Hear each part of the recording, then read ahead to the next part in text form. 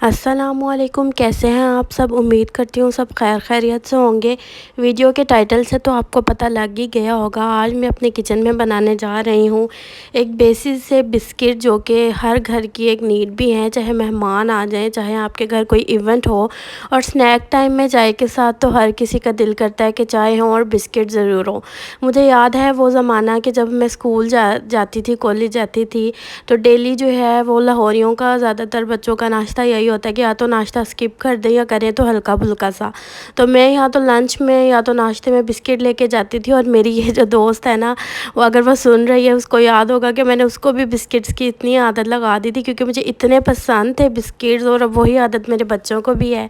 तो मैं चाहती हूँ कि क्यों ना हम होम मेकर्स जो हैं वो अपने बच्चों को होम मेड चीज़ों को प्रेफर करें, और साफ़ सुथरी चीज़ों को, और बिल्कुल बेकरी स्टाइल में ये बिस्किट आप घर पे बैठ के बनाएं और तैयार करें इतनी इजीली 1 एग के साथ। ये बजट फ्रेंडली आपको मैं एक इजी रेसिपी के साथ बनाना शेयर करने जा रही हूँ। तो चलिए चलते हैं, let's go start to video. इसके लिए सबसे पहले मैंने यहाँ दानेदार चीनी को ग्राइंडर में पीस लिया है, और 1 कप मेरे पास दानेदार चीनी है, और पिसी हुई मैंने इसको चीनी में कन्वर्ट कर दिया है।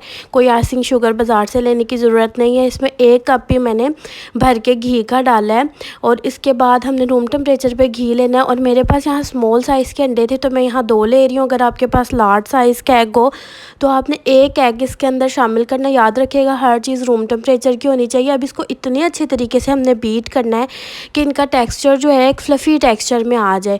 और आप देख सकते हैं मैं कोई बीटर से बीट नहीं कर रही, मैंने फोक से बीट किया। आप चाहें तो किसी के साथ भी बीट कर सकते हैं। इसके बाद अब मैं आहिस्ता आहिस्ता करके इसके अंदर मैदा शामिल करने लगी हूँ।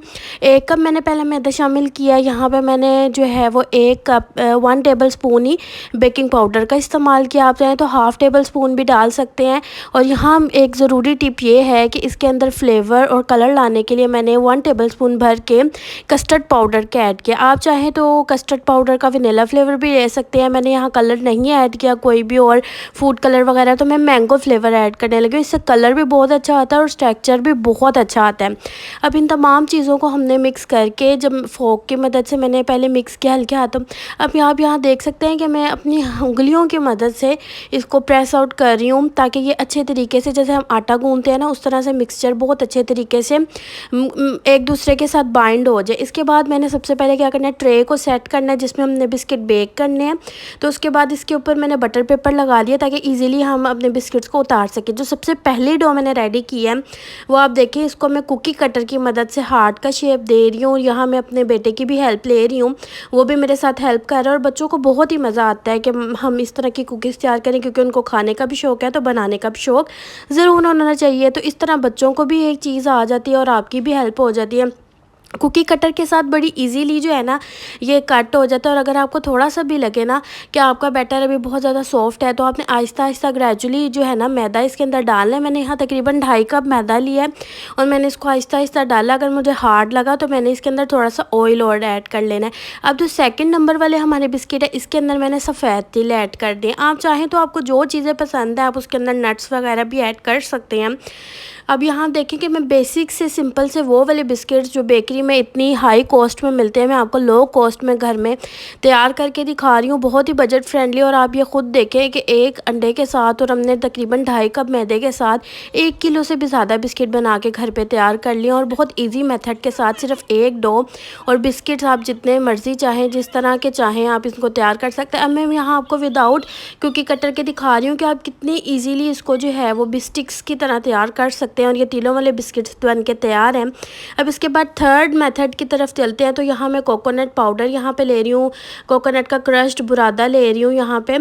तो यहाँ मैंने ये कोकोनट बिस्किट्स बनाने हैं। इसी तरह मैं इसको अच्छे तरीके से यहाँ मिक्स कर लूँगी, बाइंड करूँगी। बाइंडिंग बहुत ज़्यादा अच्छी होनी चाहिए, और इतनी अच्छी होनी चाहिए कि हमारा जो बिस्किट है ना, वो जब हम इसको बना रहे हो ना तो ये टूटे ना। क्योंकि अगर बिस्किट हमारे हाथ में ही टूट रहा है तो इसका मतलब बेक होने में भी काफ़ी मुश्किल लगेगी। तो बाइंडिंग यहाँ पे आप देखें बहुत अच्छी करनी है। तो अगर यहाँ मैंने डो जो ली थी ना, वो नीचे से मेरी थोड़ी पतली थी इसलिए मेरा बिस्किट टूटा। फिर ऊपर से थोड़ी मोटी हो गई तो मैंने इसको जब कट किया तो मैंने इसको हाथ की मदद से प्रेस कर दिया ताकि इक्वल हो जाए, बहुत ज़्यादा मोटा बिस्किट भी ना बने, क्योंकि जब हम बिस्किट्स को बनाते हैं ना तो वो फूल के और मोटे हो ही जाते हैं।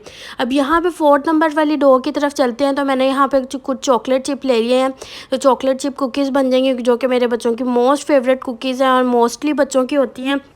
अब आप ये देखें कि बाज़ार से जो हम रेडीमेड बिस्किट्स लेते हैं, चाहे वो जो मर्ज़ी बिस्किट हों, वो कितने छोटे से होते हैं और उससे पेट भी नहीं भरता और ना ही स्नैक्स की क्रेविंग दूर होती है, और इतने हाई हो चुके हैं उनके प्राइसेस भी।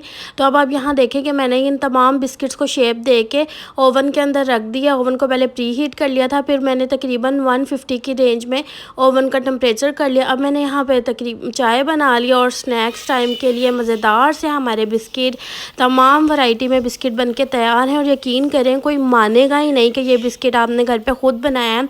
बिल्कुल बेकरी जैसा जायका और साफ़ सुथरे तरीके से आप इसको घर पे बना सकते हैं और इंजॉय करें।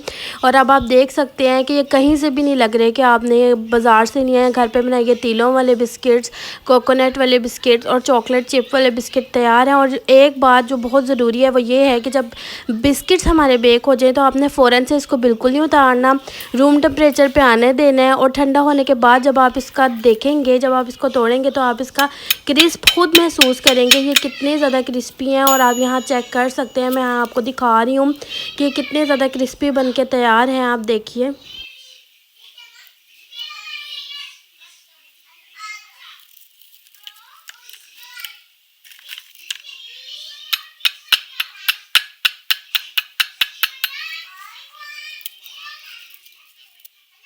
तो आपको मेरी रेसिपी कैसी लगी, मुझे फ़ीडबैक ज़रूर दीजिएगा। अल्लाह हाफ़िज़।